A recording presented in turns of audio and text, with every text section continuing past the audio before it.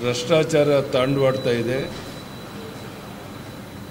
ಬಹುತೇಕ ಅಭಿವೃದ್ಧಿ ಕಾರ್ಯಗಳು ಸ್ಥಗಿತ ಆಗಿದೆ.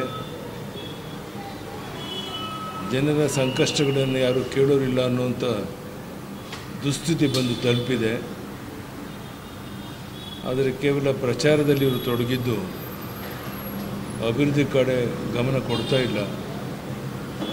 ನೀರಾವರಿ ಯೋಜನೆಗಳು ಸಂಪೂರ್ಣ ಸ್ಥಗಿತ ಆಗಿದೆ. ಕರ್ನಾಟಕ ರಾಜ್ಯದ ಯಾವುದೇ ಮೂಲೆಗೆ ಹೋದರೂ ಸಹ 1 ಕಿಲೋಮೀಟರ್ ರಸ್ತೆ ಆಗ್ತಿರೋದನ್ನು ತೋರಿಸಲಿ ನೋಡೋಣ ಈ ಸರ್ಕಾರ. ಈ ರೀತಿ ಅಭಿವೃದ್ಧಿ ಕಾರ್ಯದ ಕಡೆ ಗಮನ ಕೊಡದೇನೆ ಗೊಂದಲ ಉಂಟು ಮಾಡ್ತಿರೋದು ಒಂದು ರೀತಿ ತೊಗಲಕ್ಕೆ ದರ್ಬಾರಿ ಸರ್ಕಾರ ಮಾಡ್ತಾ ಇದೆ.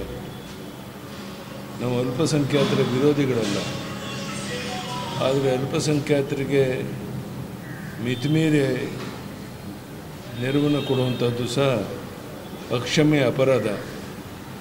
ಪರಿಶಿಷ್ಟ ಜಾತಿ ಪರಿಶಿಷ್ಟ ವರ್ಗದ ಜನರಿಗೆ ಹೆಚ್ಚು ಅನುಕೂಲ ಮಾಡಿಕೊಡ್ಬೇಕಾಗಿರೋ ಈ ಸರ್ಕಾರ ಕೇವಲ ವೋಟ್ ಬ್ಯಾಂಕ್ ರಾಜಕಾರಣಕ್ಕಾಗಿ ಅಲ್ಪಸಂಖ್ಯಾತರನ್ನು ತೃಪ್ತಿಪಡಿಸುವಂಥ ಕೆಲಸದಲ್ಲಿ ತೊಡಗಿದೆ. ಇದನ್ನು ನಾನು ಮಾತ್ರ ಅಲ್ಲ, ಎಲ್ಲರೂ ಸಹ ಖಂಡಿಸ್ತಾ ಇದ್ದಾರೆ.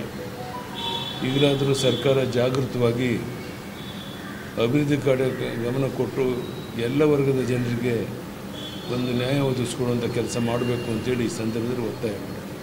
ಸರ್, ಬಿ ಆರ್ ಪಾಟೀಲ್ ಅವರೊಂದು ಆಡಿಯೋ ವೈರಲ್ ಆಗಿದೆ. ಬಿ ಆರ್ ಪಾಟೀಲ್ ಅವರು ಶಾಸಕರು ಮಾತಾಡಿದೊಂದು ಆಡಿಯೋ ವೈರಲ್ ಆಗಿದೆ. ಹಣ ಕೊಟ್ಟು ಆಶ್ರಯ ಮನೆಗಳನ್ನು ತಗೋಬೇಕಾಗಿದೆ ಅಂತೇಳಿ. ಬಿ ಆರ್ ಪಾಟೀಲ್ ಹೇಳುವಂಥದ್ದು 100ಕ್ಕೆ 100 ಸತ್ಯ.